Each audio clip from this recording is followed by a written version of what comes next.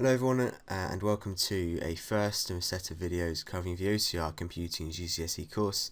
If you look on my channel, you'll see that I did this for the AQA Computer Science course. Courses are similar, but there are some key differences, so hence why I'm doing this. I got quite a lot of requests. After I made those set of 23 videos for the AQA course, I got so much good feedback from students and teachers, which really was great to hear. Great to hear people did well from watching my videos, and I also got quite a lot of people asking me to do it for OCR. So like I say, this will be tailor made to the OCR course. So I'll be dealing with the exam content of this course. So you can see there's also two controlled assessment type things, which aren't particularly suited for me to be able to teach through the medium of video. That's something more that your teacher will do in class. If you are taking this course, you may be taking it out of interest or trying to learn a bit about computer science.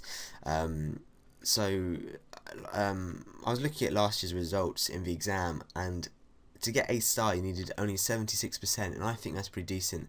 To get an A is 66% and B is 56%, and I think that's achievable for anyone willing to put the effort in. GCSEs, hard work definitely overrides any other factor. Hard work is what will get you through this, and yeah, so I think that's good motivation. Anyone can get that A star in this course, I'm sure of it. When you put the work in and take the effort to revise, then you're good to go. In these set of videos, feel free to YouTube now has this option where you can speed up the video if you're watching it on a computer. I won't take offence to that if I'm talking too slowly. Feel free to speed it up, even though my voice will get made a lot higher. But anyway, we're going to get straight into it today by looking at the first topic. So like I say, I'll be going through the topics in the specification. I won't be missing stuff out. I'll be teaching you everything you need to know. So rest assured that everything in these videos is relevant to you. I won't be like a textbook which adds lots of additional info and you don't need to know. I'll be as specific as possible. So topic number 1 listed on the spec is about computer systems. Very fundamental, very important. So let's just define what a computer system is. So the definition I would give is it's hardware and software working together to create a code solution. Maybe you can learn that, and let me show you this video clip. A bit of lag.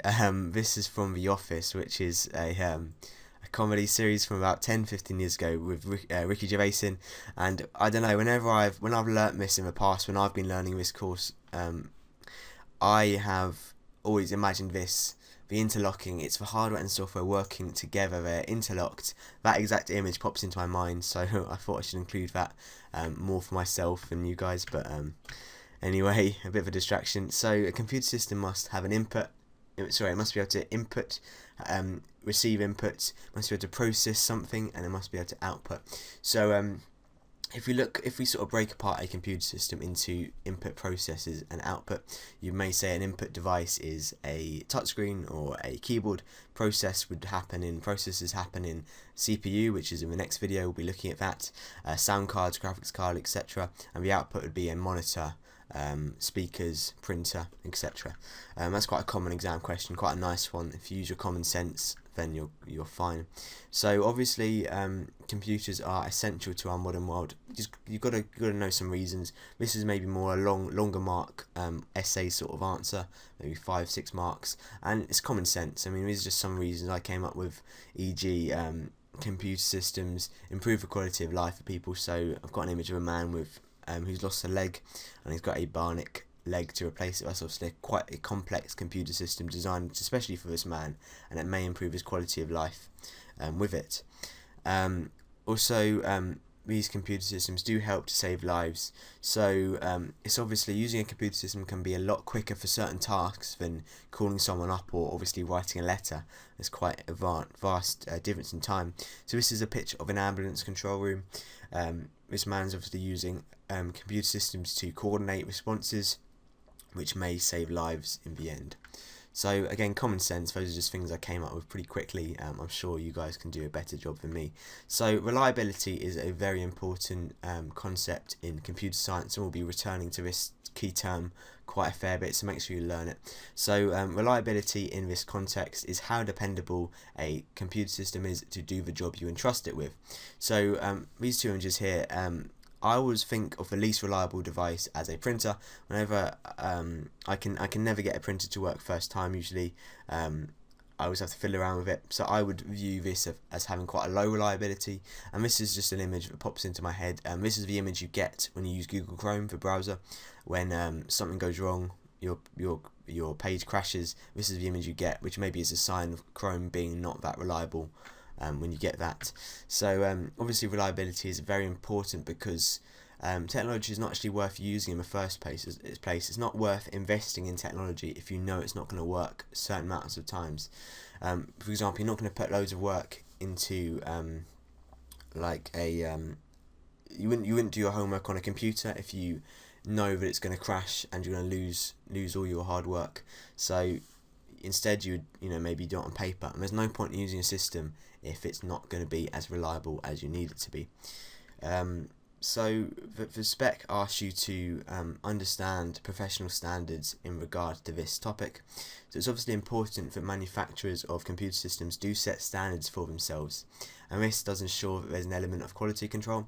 So it's not just about manufacturing these computer systems, it's also important that when you maintain and fix these systems, that they're checked against a known safe and suitable levels. So this is an image of a woman, looks like working in a computer chip factory. She's probably on the quality control line, checking that they're safe, checking that they're safe to use. Obviously, with anything with electronic current, it's vitally important that everything is safe to use by the consumer, because as a manufacturer, as someone who maintains these devices, the responsibility is yours to make sure that it's safe to use, and you do that by setting standards for yourself. So there are some other considerations when you design, use, maintain computer systems. So it's also important to understand ethical considerations. So ethics is basically the study of what's right, what's wrong. You may have done this in RE, religious studies. So it's important that these considerations must be made. For example, certain companies have come out and said that in the past, when they've been creating systems, creating software, they've been asked by governments to share some of the data they've been collecting about their consumers, in order to maybe, so for example, with terrorists, they want to know what people are doing, phone tapping, things like that, and they've got to make a decision along the line whether they want to be, they're going to focus on having their users have some privacy, or they're going to give it to the government and perhaps increase public safety. That's a consideration that must be made.